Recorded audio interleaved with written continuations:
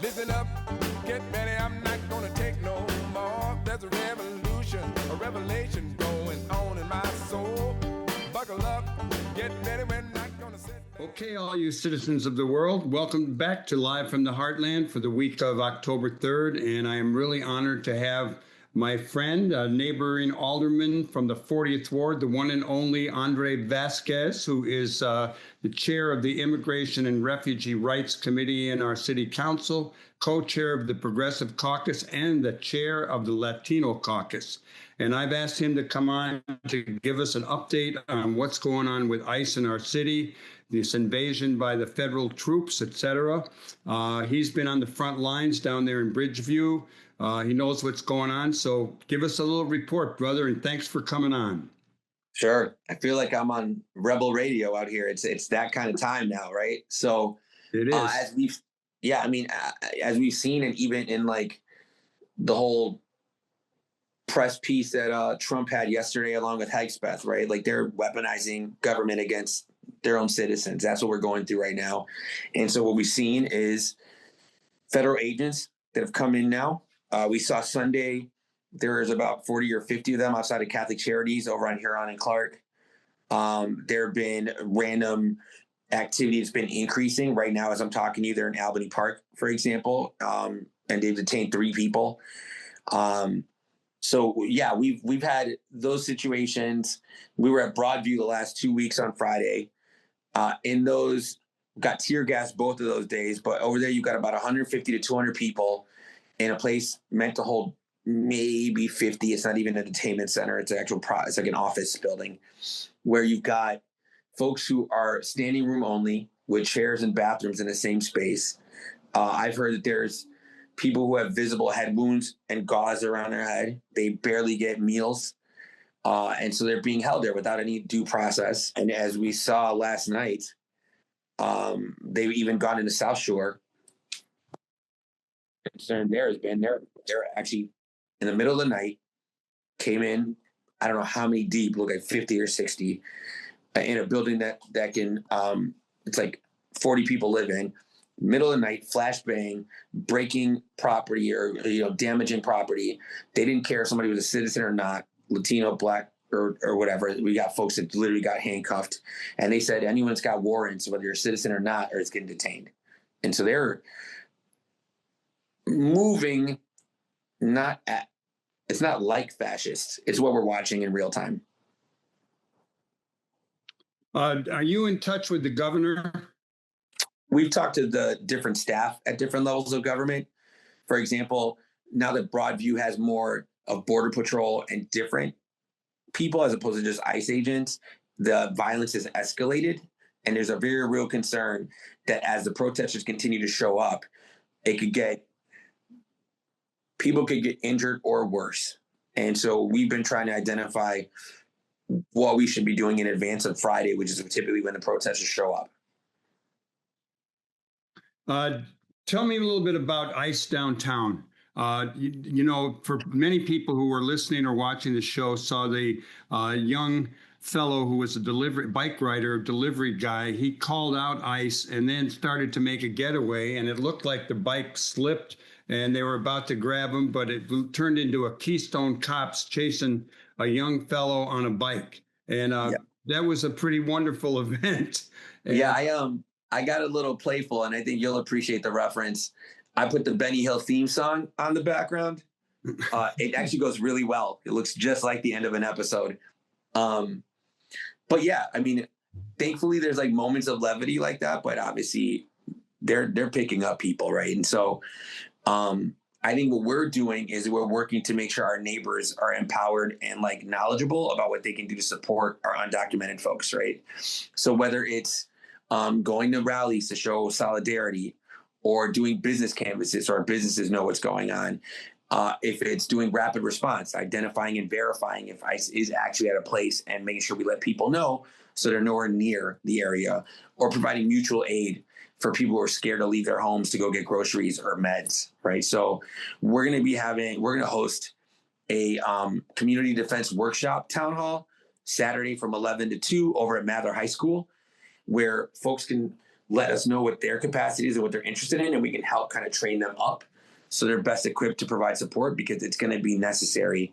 I think my concern that I think is a reality is that right now it's just undocumented folks is like the first group of people to be attacked, but they're building up these systems to then attack others. How so? Well, so for example, right, I think the thing that crystallized it for me was watching the gates getting put up in front of federal buildings.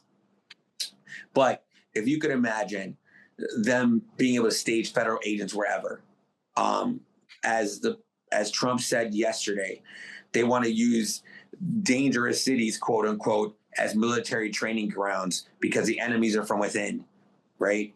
So one can imagine anyone with a certain view then becomes a target, but also our trans folks, right, who have been targets already, if in rhetoric and legislation, or women seeking reproductive health. So I think ultimately the same systems that are being built will be the same ones that will be used as the population they target grow.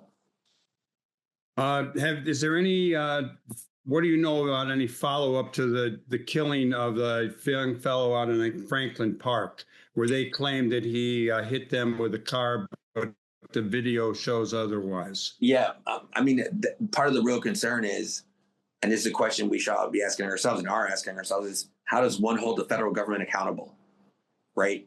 What does oversight look like in that scenario, especially when you're talking about an administration that seems to be fully behind that kind of activity? So we don't really know the next steps. As you stated, initially when it happened, we were being told in reports that an ICE agent was run over by a car, that they were dragged by the car, and that's why they killed Silverio. Looking at the video, apparently it was a scraped knee, and the agent himself said it's nothing major in referring to the injuries. And so we can't trust it. And I have no idea what oversight looks like, Andre Vasquez, tell us one more time about your event this Saturday, which I think is the 4th of October. Yes, so Saturday, October 4th, it's the 40th Ward Icebreakers Community Defense Workshop. It's 11 a.m. to 2 p.m. The address is 5835 North Lincoln. And we have a form where people can fill out to RSVP.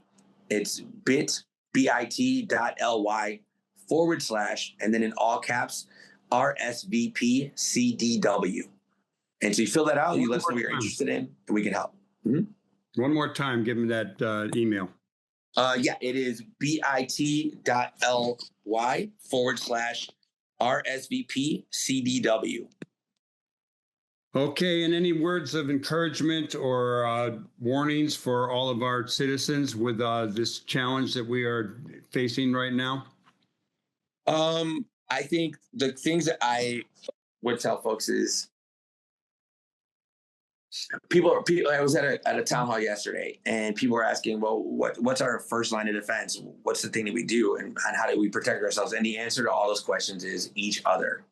That we are in a society where people have not engaged with their neighbors as much, right? They're left to their own devices, like actually their smartphones, and they get their community there. So they get a lot of confirmation bias. And we have lost the skill sets that enable us to talk to neighbors that we might disagree with. And if we don't know how to do that, we're not going to solve this, because people, when they feel isolated and alone and disenfranchised and screwed by their own government, then fall into these narratives. We received a dead rat and a note in front of our office a couple of weeks ago.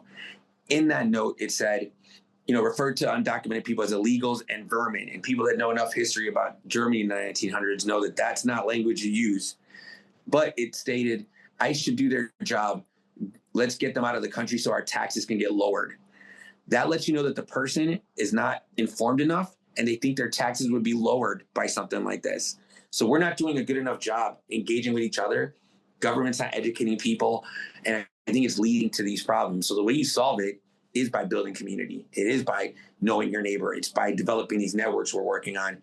And I do believe we'll endure. I think if we communicate and we do that, but we also have to get people engaged enough in the electoral process to make sure that we're making the changes that are necessary. And I think at root, and this is going to sound very Bernie-ish or AOC-ish, or Mamdani-ish, I guess, is that the billionaires in the top 1/10 of 1% because they've hoarded all this wealth and they've not taken care of people who are poor and need the help, has led to people who are poor in need of help. They don't trust government. They don't engage in government. And now they think that someone else is the one causing it. And if we had provided services, if we had gotten rid of college loans, provided healthcare, provided jobs that are stable, you don't get this kind of unrest and you don't get this kind of disenfranchisement of like our democratic system. And so to rebuild it, we need to rebuild our own relationships with each other. And I think we will do that. I think we're kind of on our back heels, but sometimes when you're under attack, you're forced to come together. And I have faith and hope in us to be able to do that. Well, I want to thank you for all the work that you're doing. And I appreciate the work that you're doing. And we'll have you back on with another report as soon as we can get you. And I appreciate you all. Like I said, Rebel Radio, it's how people learn. And so you let me know. Thank you so much. All right, Andre Vasquez.